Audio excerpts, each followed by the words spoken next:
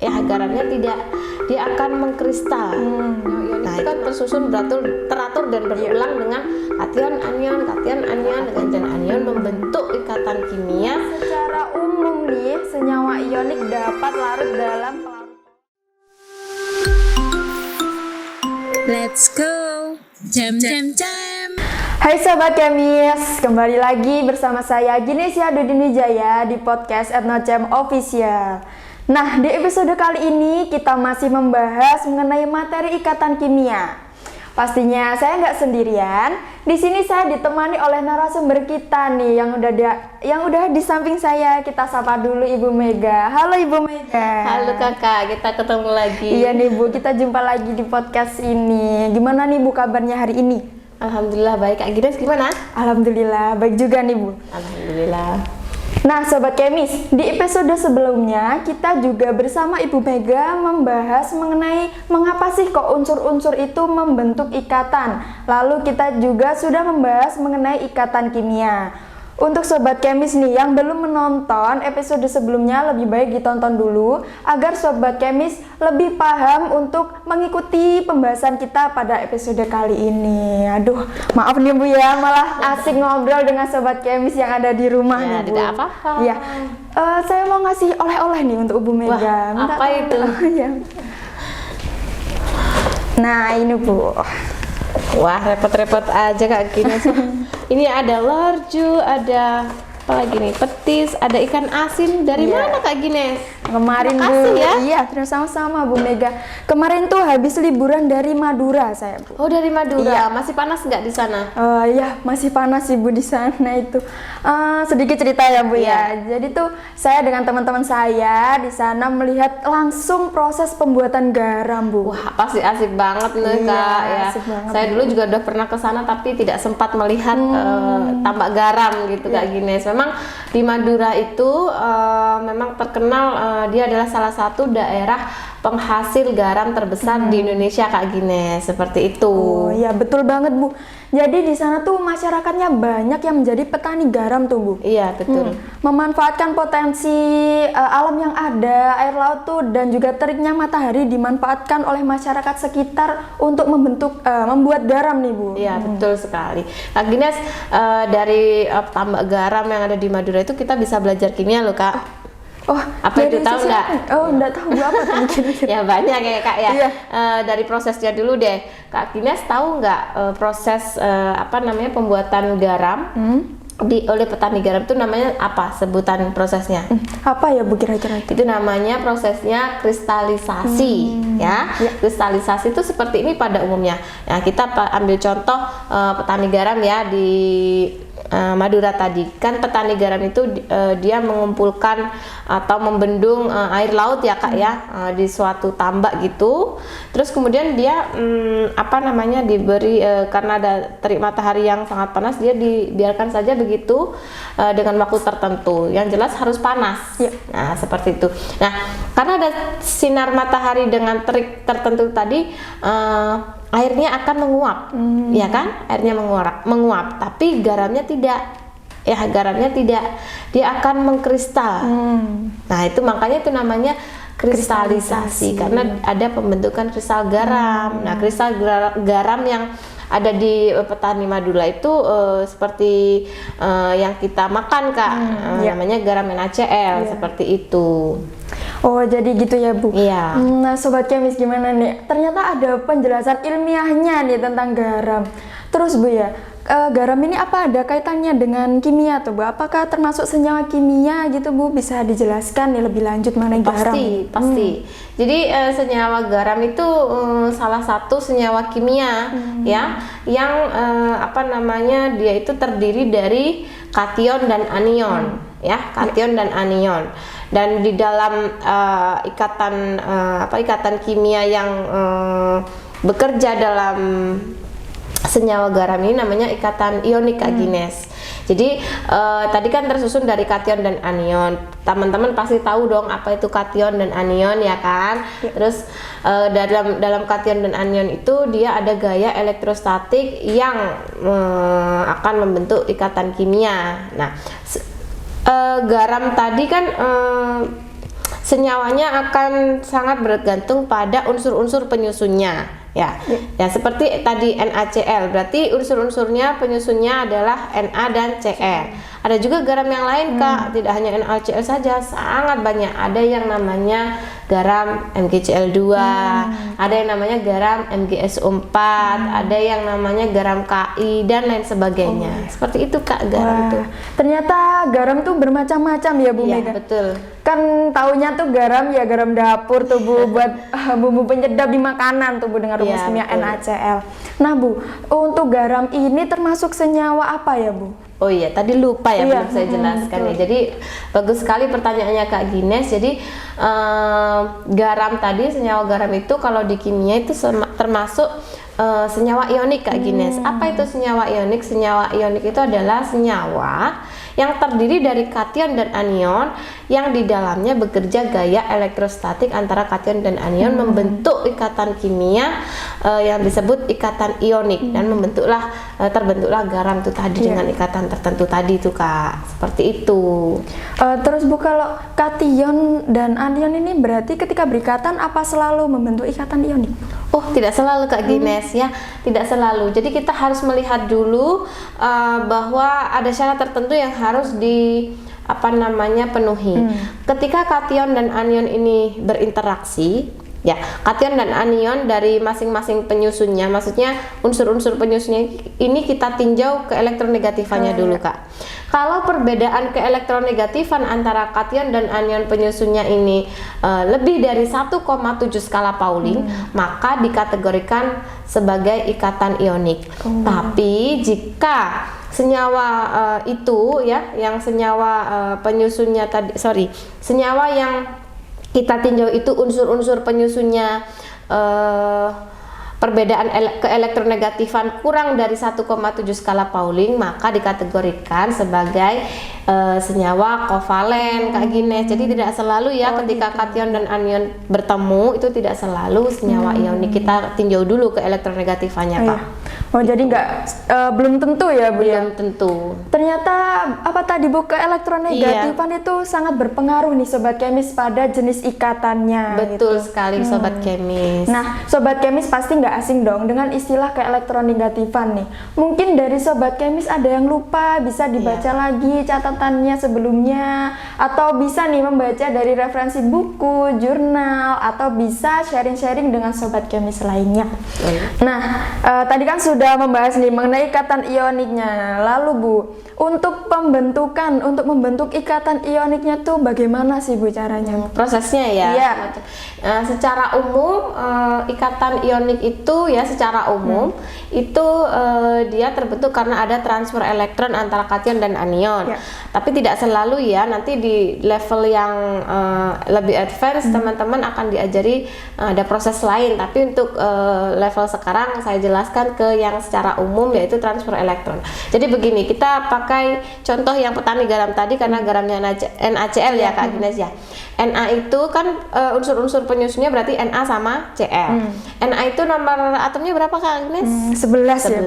Kalau Cl berapa Sobat Kemis? Ayo ya, apa nih? Ayo berapa? Jadi Cl itu 17 ya. 17. Nah, berdasarkan konfigurasi elektron, teman-teman bisa mencoba menulis konfigurasi elektron dari Na dan Cl. Nah, kita tahu setelah kita menuliskan konfigurasi elektron dari masing-masing unsur itu tadi, kita tahu kalau Na itu elektron valensinya adalah ada di 3s1 ya. Kemudian kalau Cl berarti dia karena dia 17 maka 3s2 3p5. Nah ya berarti kan masing-masing kalau kita lihat maka valensinya dari Na itu 1, valensinya Cl itu 7, betul ya? Betul. Nah, kita kembali lagi ke pembahasan yang kemarin Sobat Kemis yang di episode sebelumnya bahwa unsur atau suatu senyawa di alam maupun di dunia ini semuanya ingin cenderung stabil kan? Betul banget. Maka cenderung stabilnya tadi bagaimana caranya? Dia ingin cenderung ingin mengadopsi konfigurasi elektron dari golongan gas mulia ya, dimana itu memenuhi aturan apa kemarin? Duplet dan oktet. Nah, Na tadi kan masih 3s1 ya? Ya, 1 ya 3s1. valensinya ya. Jadi dia belum duplet nih maupun belum oktet.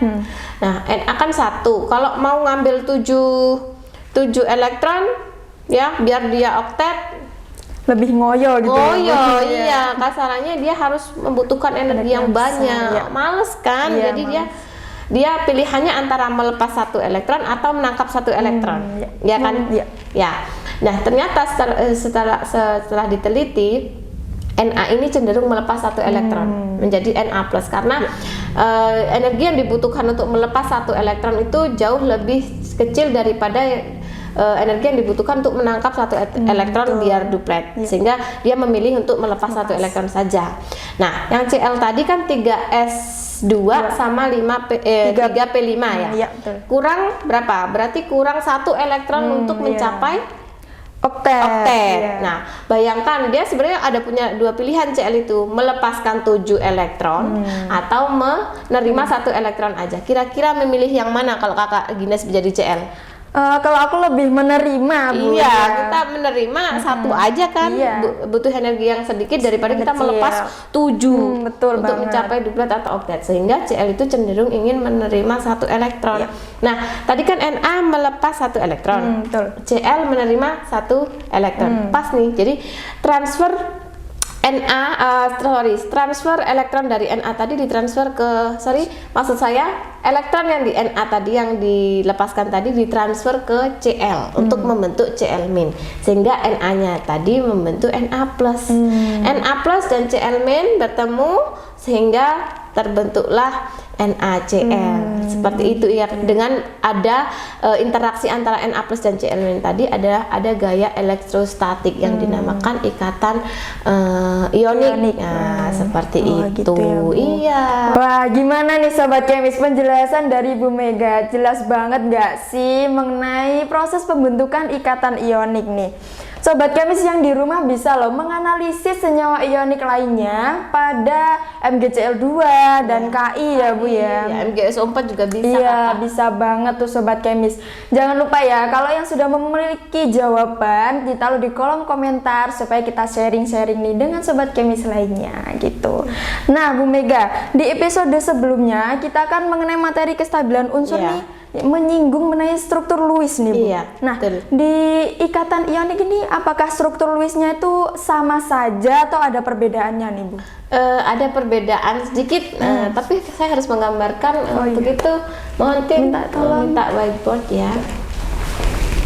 Nah, seperti ini. Saya gambarkan dulu ya Kakak Agnes ya. Jadi kemarin kita kan sudah belajar tentang apa itu titik Lewis sama struktur Lewis ya, Kak Agnes ya. Di apa namanya, ikatan ionik ini agak sedikit berbeda teman-teman. Saya gambarkan dulu ya. Kita pakai contoh NaCl. Karena tadi kita berangkatnya bercerita tentang garam di nih, Madura iya. kan ya. Nah, Sobat Kemis kemarin sudah belajar apa itu titik Lewis, apa itu struktur Lewis ya. Jadi nanti saya apa namanya, langsung saja ya Kak Agnes ya, biar teman-teman ini apa namanya lebih paham, dan nanti kalau lupa bisa dibuka lagi video kita yang lain. Jadi sebentar. Nah, seperti ini Sobat Kemis. Jadi ini kan NaCl ya. Nah, struktur Lewisnya kalau di apa namanya senyawa ionik itu harus ada ini. Apa itu, Bu? Kurung siku. ya. Nah, kurung siku ya, nggak boleh kurung yang seperti ini, nggak boleh. Itu nggak boleh. Apalagi yang begini. Nah, ini ya beda, nanti beda makna Kak. Jadi memang sudah ditetapkan secara internasional bahwa kurung yang dipakai untuk senyawa ionik adalah kurung siku. Nah, kita harus gambarkan dulu ini apa namanya. Ini di sini Kak Agnes, saya lupa ya. Di luar ya Bu ya? Iya, di luar. Jadi kita kita gambarkan ya Na tadi ya, ini titik Lewisnya kita gambarkan karena Na tadi sudah kehilangan satu elektron jadi Na+, maka kita gambarkan Na+, ya. Nah, Cl tadi kan valensinya 8. Ya. 7 dari Cl, yang 1 dari Na. 1 2 3 4 5 6 7 8. Nah, kita gambarkan 8 elektron dari Cl-. Sebenarnya ini mau digambarkan elektron bulat gini juga enggak apa-apa, bebas Kakak Gines ya. Tapi yang jelas perbedaannya adalah harus ada kurung siku, kemudian di luarnya adalah menggambarkan masing-masing muatan dari kation dan anion. Kalau di sini Na-nya plus ya harus plus, kalau Cl-nya plus ya Cl-. Nanti kalau misalkan MgSO4 berarti begini Kakak Gines. Kalau MgSO4 berarti kan terdiri dari Mg2+ ya? Iya. Nah, SO4 2-. Nah, seperti ini. Tapi nanti SO4-nya ini bisa dibradeli dengan struktur Lewisnya. Ini saya hanya menggambarkan secara simpel saja. Ingin menekankannya di sininya. Bahwa muatan itu sangatlah penting digambarkan pada struktur Lewis di senyawa ionik. Iya, ionik itu. Seperti itu Kakak Gines. Jadi ada perbedaannya nih dalam penulisannya saja. gitu. Iya, betul. Terus nih Bu ya, kan kalau kita nih ya di alam semesta ini pasti sesuatu diciptakan itu ada karakter dan sifatnya nih Bu. Iya, betul. Seperti kita manusia ini pasti memiliki karakter dan sifatnya masing-masing. Nah Bu, untuk senyawa ionik ini apakah memiliki sifat khasnya gitu Bu? Ya, ada tentu saja. Tapi ini saya bahas secara umum saja ya Kakak Gines, karena kalau kita membahas satu-satu nanti nggak selesai. Ini 1 tahun mungkin nggak selesai juga. Jadi secara umum senyawa ionik itu memiliki sifat pertama adalah dia memiliki titik didih atau titik lebur yang tinggi, cenderung tinggi. Nah, hal ini kenapa? Kan kita tahu bahwa ikatan yang ada tadi ikatan ionik, dan di mana di dalamnya itu ada gaya elektrostatik antara kation dan anion ya. Nah, ternyata gaya elektrostatik kation dan anion itu tersebar luas dan merata. Nah, semakin tersebar luas dan merata suatu gaya itu, maka gayanya itu akan semakin kuat Kak Gines. Semakin kuat gaya antar molekulnya. Kalau di sini skupnya adalah antara kation dan anion, maka semakin susah untuk diputuskan, atau semakin susah untuk berlepas gitu. Bukan ya, semakin susah untuk dilelehkan. Jadi begini, titik leleh itu berhubungan dengan gaya antar molekul atau gaya, kalau kita di ionik ini gaya antara kation dan anionnya tadi. Kalau gaya elektrostatiknya tadi antara kation dan anionnya semakin kuat, maka butuh energi yang lebih kan kita untuk memutuskan ikatannya tadi. Makanya energi tadi itu bisa kita konversikan ke suhu tadi Kak. Nah, makanya kalau energinya dibutuhkan semakin tinggi juga suhu atau titik leburnya tadi. Nah, itulah alasannya kenapa titik lebur atau titik leleh dari ikatan ionik itu cenderung cenderung sangat tinggi, karena itu tadi distribusi gaya elektrostatiknya tersebar merata. Yang pertama ya Kak. Terus yang kedua adalah dia cenderung larut dalam pelarut polar ya. Tapi perlu sobat kemis ketahui bahwa tidak semua senyawa ionik itu larut pada senyawa polar. Ini pada umumnya ya. Tapi nanti ada senyawa ionik yang tidak larut pada senyawa polar. Ya, tidak semua ya. Nanti sobat kemis bisa berdiskusi dengan guru atau teman-temannya, atau berdiskusi di kolom komentar. Nah, sebagai contoh seperti ini saya membahas yang secara umum saja. Jadi senyawa ionik itu cenderung umumnya bisa larut pada pelarut polar. Contohnya NaCl ya. NaCl itu bisa larut dalam air. Kenapa seperti itu ya? Jadi NaCl, Na+ dan Cl- tadi kan ada gaya elektrostatis ya. Ketika dia ada air di situ, molekul-molekul air itu semacam seperti menyusup gitu loh Kak, di antara Na+ dan Cl-. Antara Na+ dan Cl-, sehingga jarak antara Na plus sama Cl- yang tadinya sangat dekat karena dia padat, maka dia akan lebih berjarak, lebih menjauh sedikit demi sedikit, sehingga sampai suatu saat dia akan putus sehingga dia larut menjadi Na plus dan Cl- seperti itu. Tapi sekali lagi tidak semua senyawa ionik itu larut dalam pelarut polar. Ini pada umumnya saja. Secara umum saja. Iya, betul. Yang selanjutnya, yang ketiga, senyawa ionik itu memiliki daya hantar listrik yang rendah pada saat wujudnya itu padat, tapi pada saat dia dalam leburan itu daya hantarnya meningkat, lebih tinggi daripada pada saat dia padatan. Hal ini kenapa?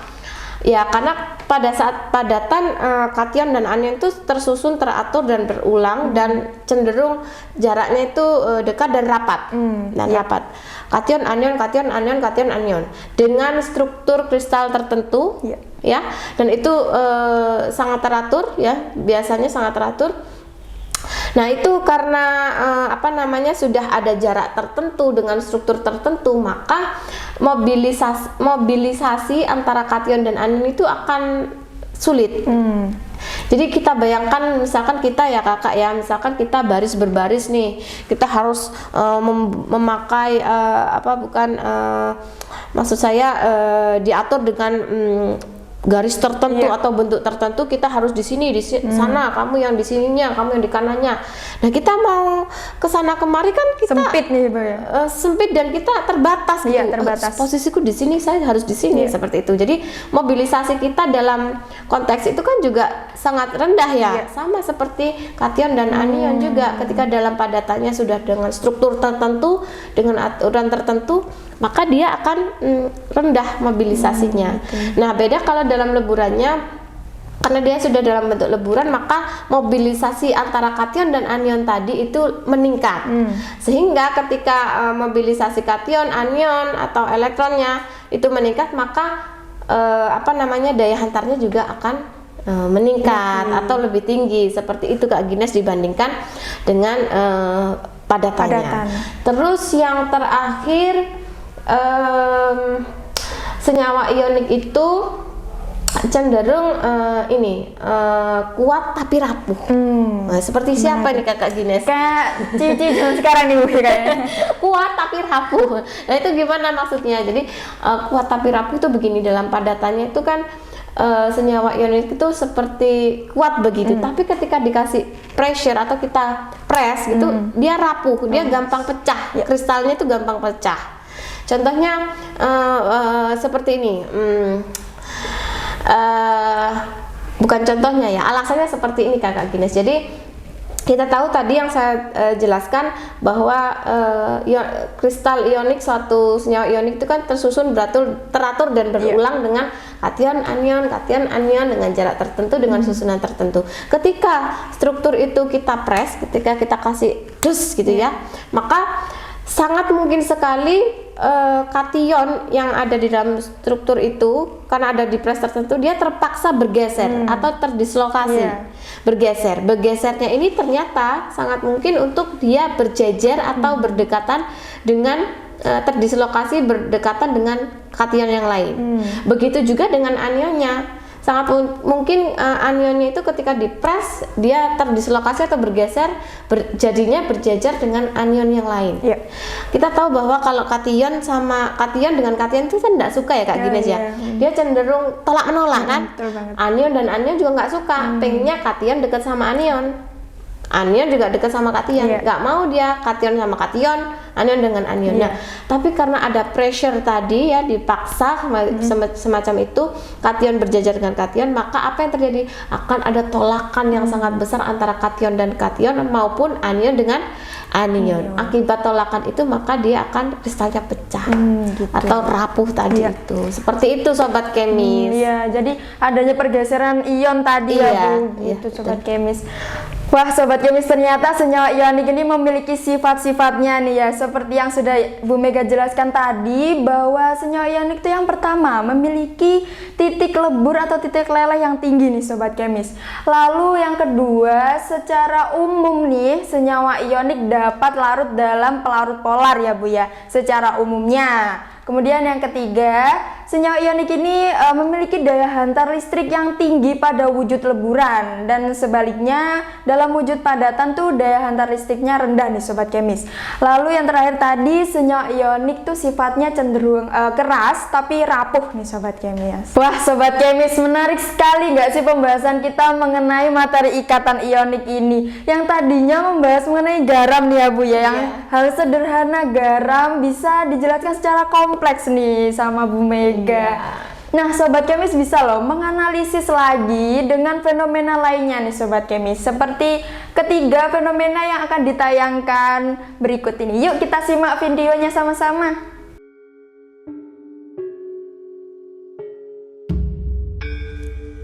Cerita batik ini berawal dari kain yang digunakan sebagai pembungkus atau popok bayi atau yang disebut dengan kopohan. Kopohan merupakan batik yang dipakai oleh satu keluarga batik secara turun-temurun. Kopohan hanya dipakai sesekali sebagai pembungkus bayi ketika baru lahir dan hanya boleh dicuci oleh pihak keluarga saja. Setelahnya disimpan di dalam lemari dengan wewangian dari akar larasetu. Kain tersebut baru bisa dikeluarkan kembali dari lemari sebagai suwuk atau terapi magis saat bayi sedang sakit. Mitos akan motif batik yang terbaru adalah mitos motif kembang banga. Kembang banga diciptakan oleh Gothic Swan yang bergelar Panembahan Harjonegoro. Batik kembang banga ini merupakan ungkapan protes pada situasi pemerintah yang dinilai tidak berpihak pada rakyat jelata, tetapi pada kapitalisme. Kembang banga merupakan bunga bangkai yang berkelopak indah, tetapi baunya amat busuk, persis layaknya gambaran pada saat itu. Bagi sebagian masyarakat, kembang banga merupakan ramalan perihal ontran-ontran atau kerusuhan masyarakat yang berlangsung pada tahun 1992, yang dimulai dari rusuhnya sebelum pemilu sampai pada aksi para buruh di Tivontek Solo.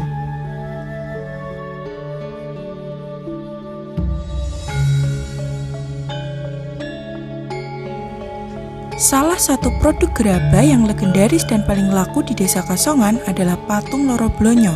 Patung ini telah ada sejak masa kepemimpinan Sultan Agung di Kerajaan Mataram pada tahun 1476. Patung Loro Blonyo ini menggambarkan sepasang pengantin yang sedang duduk. Simbol wanita tersebut adalah Dewi Sri, sedangkan patung laki-laki adalah Dewa Wisnu. Patung ini memiliki arti simbol kemakmuran serta keturunan, atau juga dapat disebut dengan kemakmuran dan kesinambungan. Beberapa masyarakat di Jawa percaya jika patung ini ditempatkan di sentong atau bagian rumah tengah akan menimbulkan aura positif di dalam rumah. Pada zaman dahulu, hanya kaum priayi saja yang memiliki patung tersebut. Namun, seiring berjalannya waktu, patung tersebut tak lagi menjadi penanda wilayah pribadi, namun menjadi simbol bahwa sang pemilik rumah sudah memiliki keluarga.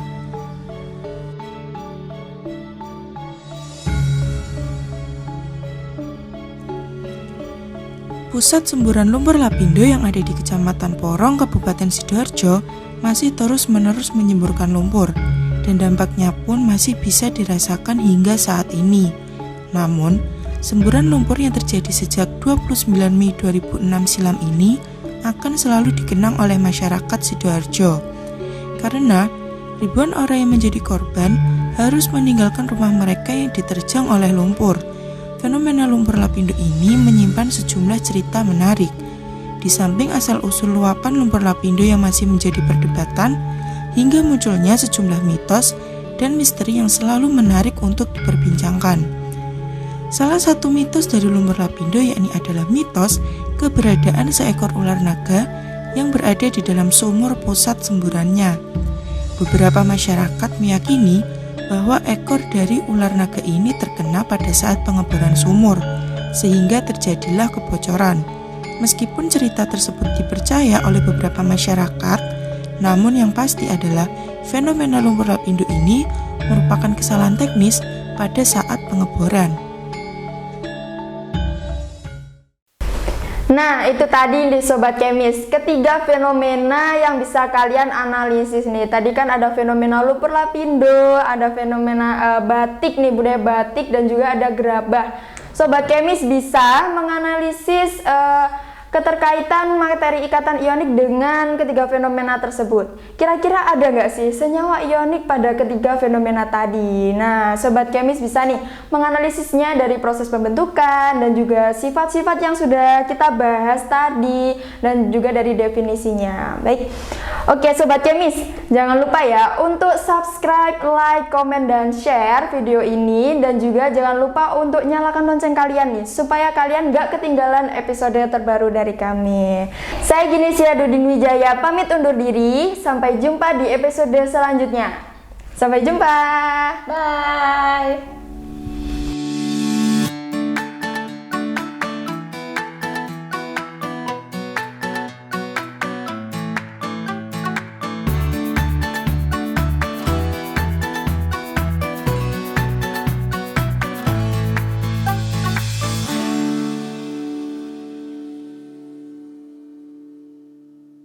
Ikatan kovalen itu adalah salah satu jenis ikatan kimia yang atom N dan atom H pasti perbedaan keelektronegatifannya. Yang kovalen non polar non, artinya tidak ada beda keelektronegatifan. Ikatan kovalen polar dan ada ikatan kovalen non